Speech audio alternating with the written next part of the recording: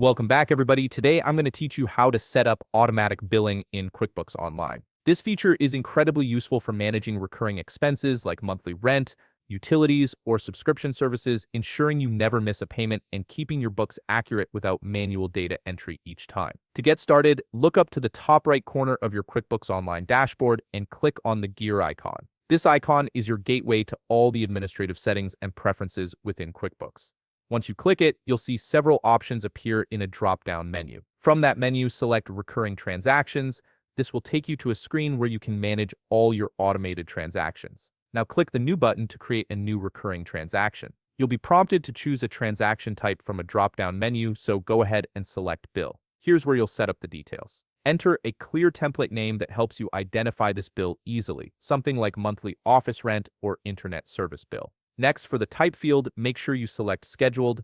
This ensures the bill is created automatically based on your chosen schedule. If you'd like QuickBooks to create the bill a few days in advance, you can optionally enter the number of days in the appropriate field, which gives you time to review before the actual due date. Next up, you'll need to choose a vendor. Click on the supplier drop-down list and select the vendor this recurring bill is for. This keeps your vendor relationships organized and makes tracking expenses straightforward. After selecting your vendor, it's time to define when and how often this bill should recur. Enter the interval, whether that's weekly, monthly, or any custom frequency that matches your billing cycle. Then set the start date for when you want this recurring bill to begin. If this bill has a defined end date, you can optionally enter that as well. Otherwise, it will continue indefinitely until you manually stop it. Now move down to the Category Details section. Here, select the appropriate expense account to categorize the bill correctly. This step is crucial for accurate financial reporting and helps you track where your money is going. Enter the amount for each category or item on the bill so QuickBooks knows exactly what to record each time.